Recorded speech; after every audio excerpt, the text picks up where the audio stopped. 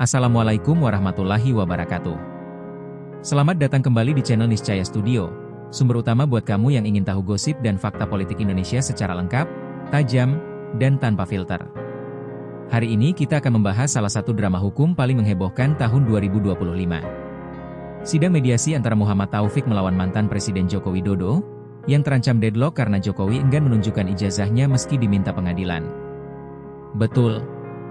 Meski sudah lengser dari jabatannya sebagai Presiden Republik Indonesia, nama Jokowi tetap bergema di ruang sidang dan di tengah masyarakat. Simak terus, karena cerita ini bukan cuma soal selembar ijazah tapi juga soal kredibilitas, integritas, dan pertanggungjawaban seorang tokoh nasional.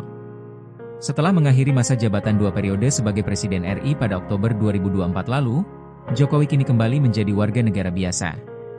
Tapi belum lama menikmati masa pensiun politiknya, ia kembali terseret ke meja hijau. Kali ini bukan karena politik, tapi karena gugatan soal ijazah. Seorang pengacara kawakan asal Solo, Muhammad Taufik, mengajukan gugatan perdata terhadap Jokowi di Pengadilan Negeri Surakarta.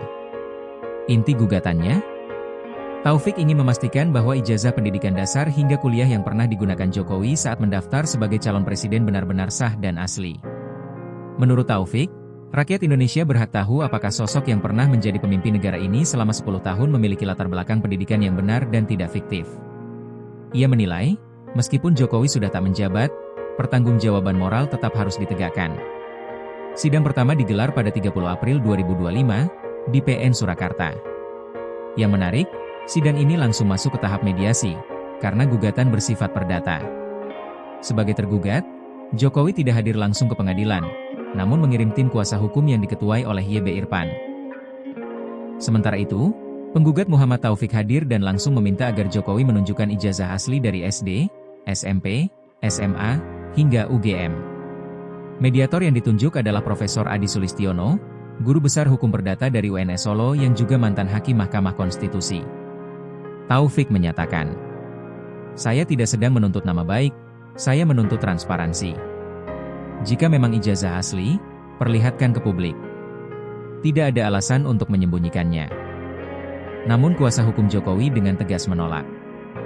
Mereka menyebutkan bahwa 1. Gugatan ini tidak memiliki dasar hukum yang kuat. 2. Ijazah Presiden Joko Widodo sudah diverifikasi sah oleh KPU dan lembaga negara sejak 2014. 3. Tidak ada kewajiban hukum bagi warga negara termasuk mantan presiden untuk menyerahkan dokumen pribadi hanya karena ada gugatan dari warga. Sesi mediasi menjadi tegang.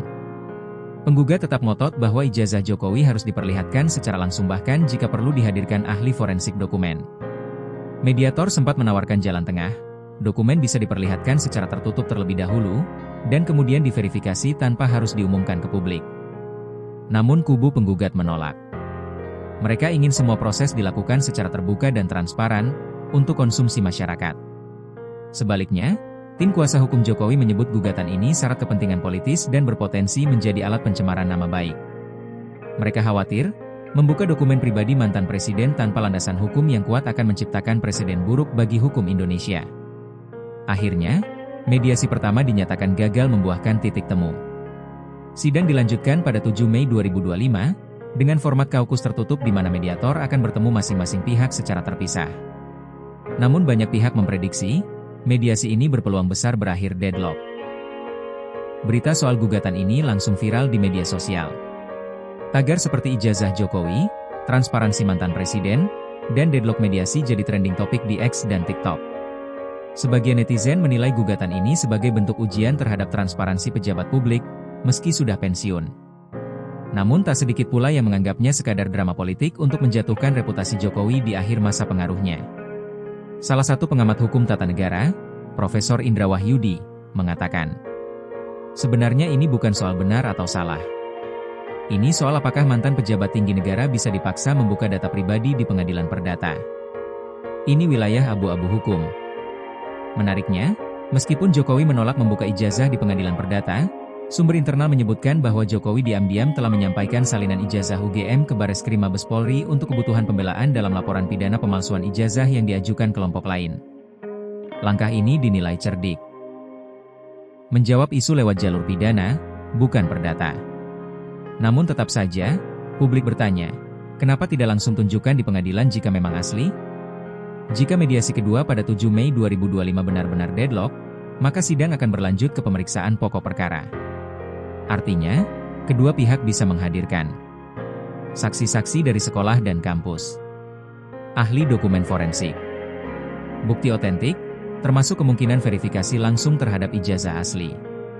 Sidang ini dipastikan akan menjadi sorotan nasional, karena bisa berpengaruh pada reputasi mantan presiden sekaligus menjadi presiden baru dalam pertanggungjawaban pejabat publik purna tugas. Sobat politik, bagaimana menurut kalian? Apakah tindakan Jokowi yang menolak menunjukkan ijazah bisa dibenarkan secara hukum dan etika?